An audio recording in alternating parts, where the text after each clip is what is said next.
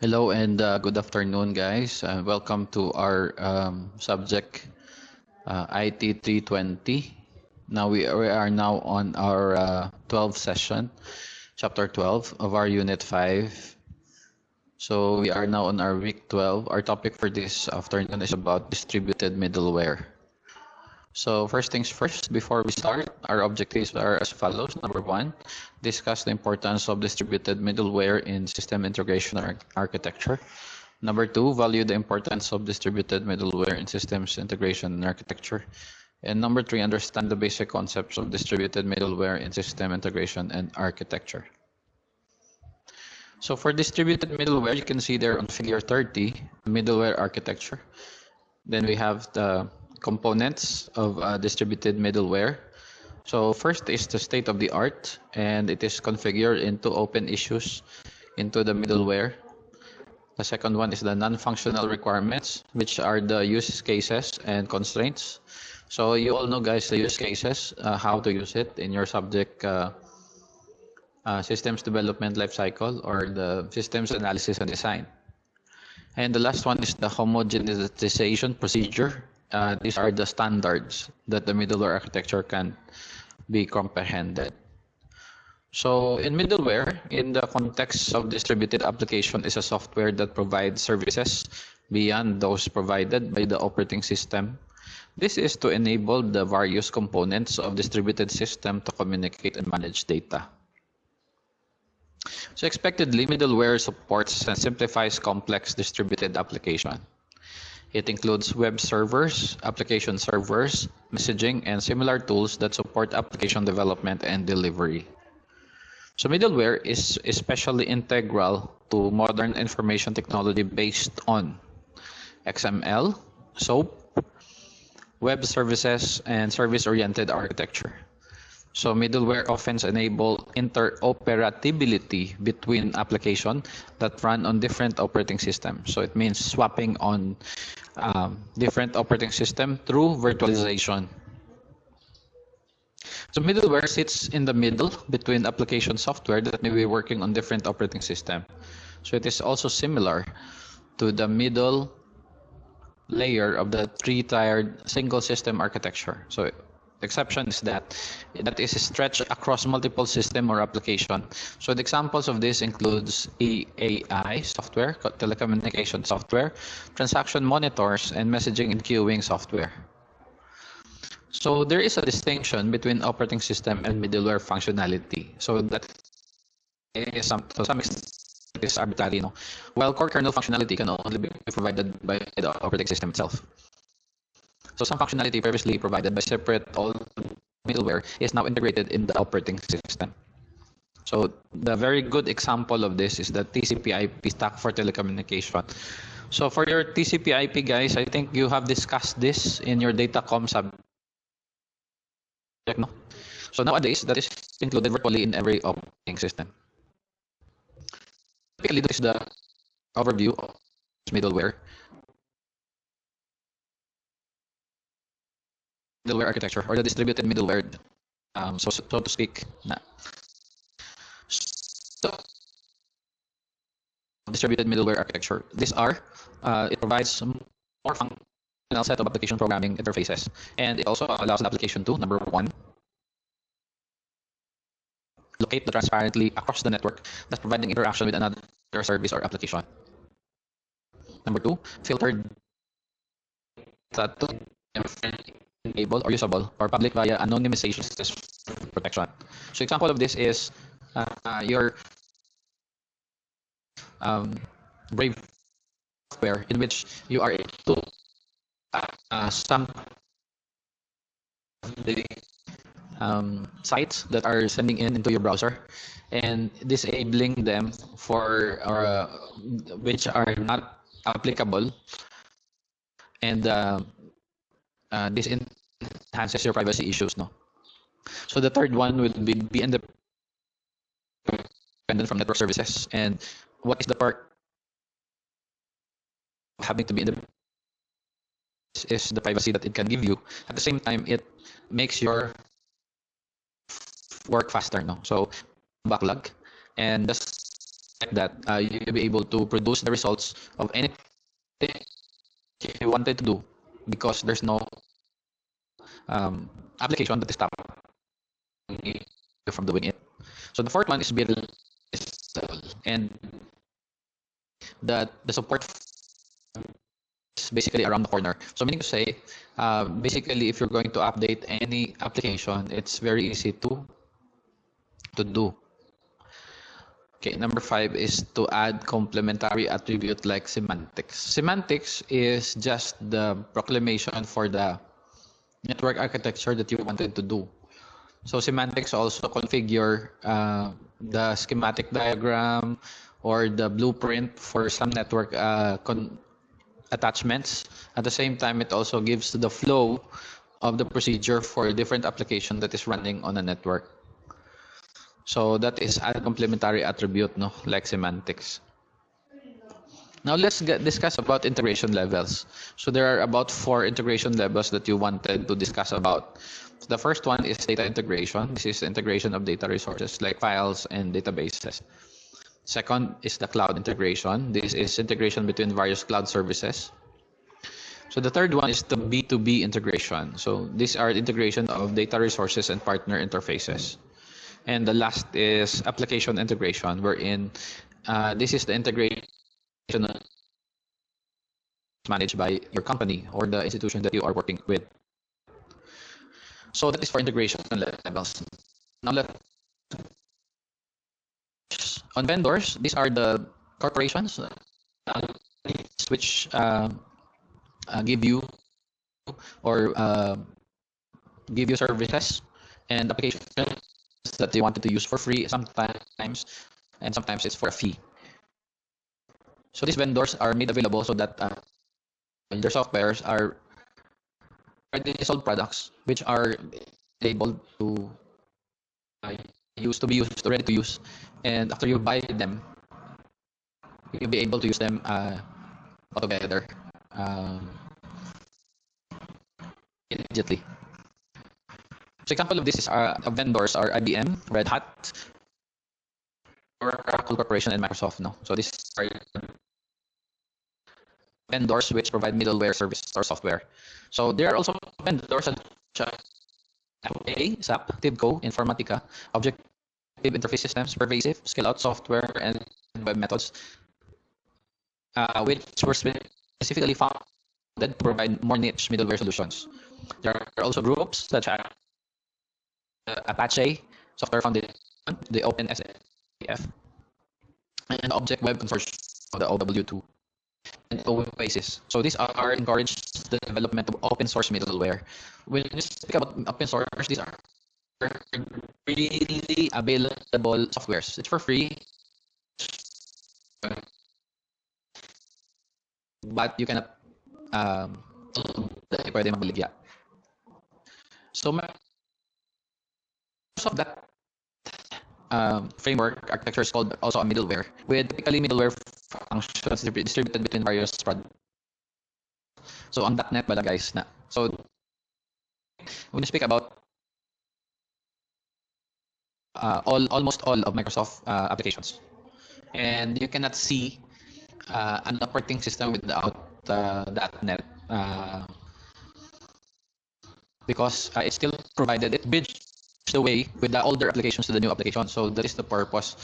Of course, it is the work of your middleware, but the purpose of .NET is similarly functional with middleware. Of course, .NET is a middleware. That's why we talk about it. So Solus provides a middleware in purpose-built hardware for implementation that may experience scale, and StormQ provides message-oriented middleware as service. So another example of course, is your FB Messenger. Now let's talk about middleware analysts. These are computer software engineers with specialization in products that connect to different computer systems together. So take note that these products can be open source or proprietary. And we all know that the term implies software, tools, and technologies used by middleware. These are the in the middle, what we call the in the middle softwares. So what does it mean is that it means there are two or more systems that are purposely being enabled, two systems to communicate and share information. So we have there the roles and responsibilities for middleware analyst. What is the role and responsibilities of middleware analyst is that it look at the systems of the systems. They solve technical problems which involve large-scale interdisciplinary objectives with multiple heterogeneous distributed systems that are embedded in networks and multiple levels. So middleware analysts also hold and maintain proficiency in middleware technologies. And middleware is a computer software that connects software components or application. Now, this is the central theme in most middleware analyst role that is being used to articulate service-oriented architecture or SOA, and it is very important into businesses. For best practices for implementation, these are the confusing or unclear to the readers or to you guys as well, but you're going to clarify, and this might be the discussion about on the talk page that we're going to have. It says that middleware best practices promote usability and maintainability among the system served. So when we speak about usability and maintainability, this is to prolong the life of the system. Another thing about this is that take note that all systems are very much technical in all aspects. And one technical aspect that doesn't do is for the upgrading part. Now, there are actually several things that you need to consider for upgrades. And most of the time, Microsoft enabled applications to be updated quarterly. Meaning to say, every 3 months. Or sometimes, kung major update na siya, it will take you along 6 months for the very major upgrade that an operating system have. So I think I've experienced why did I shift into Windows 11 from Windows 10 in my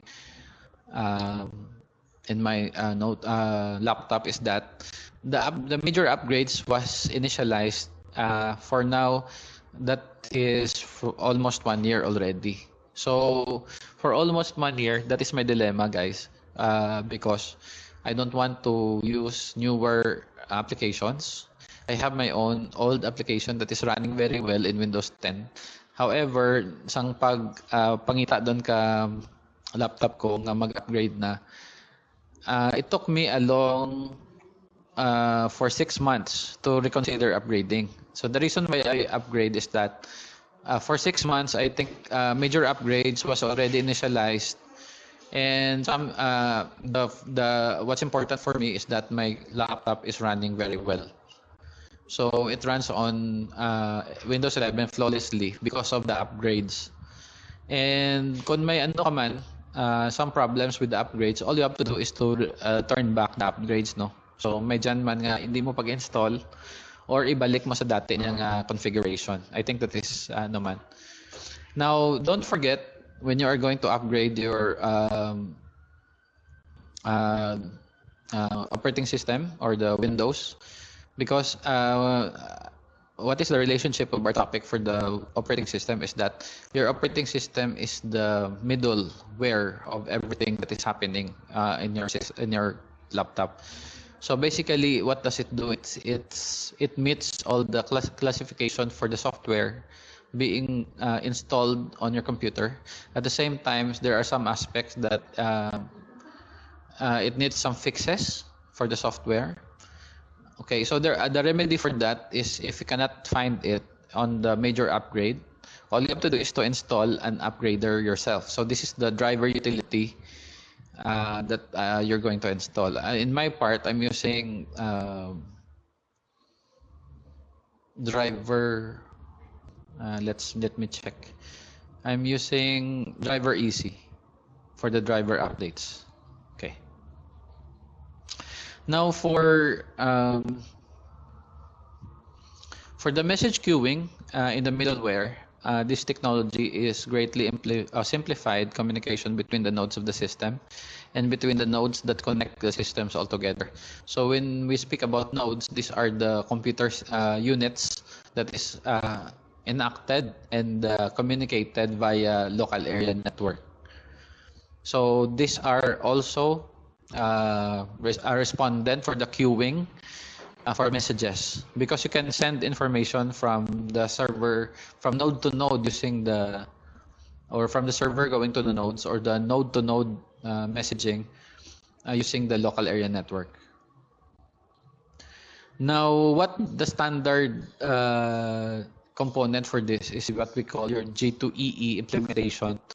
These are Java programs or virtual machines that is being run on message-driven beams, or MDBS. And arguably, these are the most important skill in the middleware analyst must be used. No. In actuality, it also requires people to think about business and technology differently.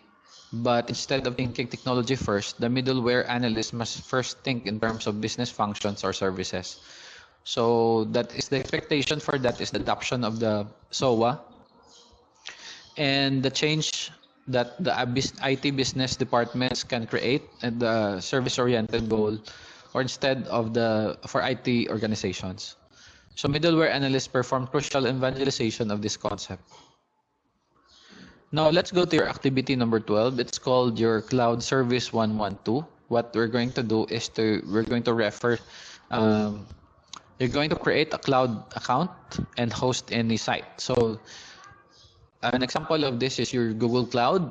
You can also use AWS or the Amazon Cloud Service. And then you can also use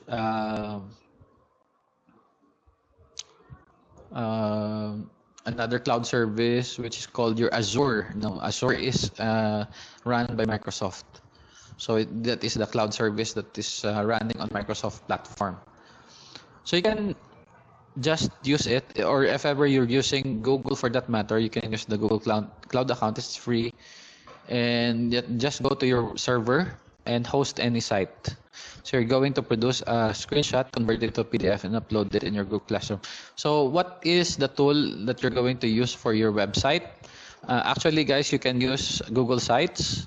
So all you have to do is to go to Sites, and then you're going to host Google ang web page nga ginobra ninyo sa Google Cloud. Okay? Okay, so that is for this week. You're going to use cloud service. Mapas mo lang, guys. All you have to do is type sites.google.com.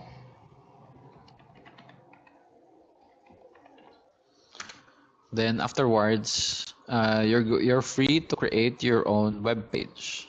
Okay, so I think you can use the templates, maskin ano nga klase ka template.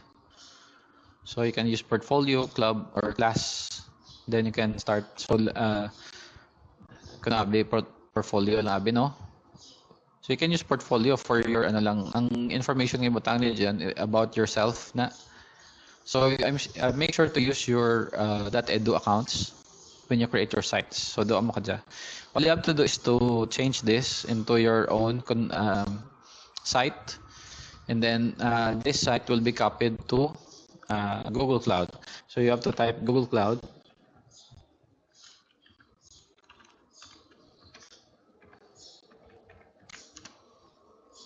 And then on Google Cloud, this one, or you can just type cloud.google.com and then get started for free. So you can use anything on sites, or you can write anything, and then what you're going to do is to host your site on Google Cloud. So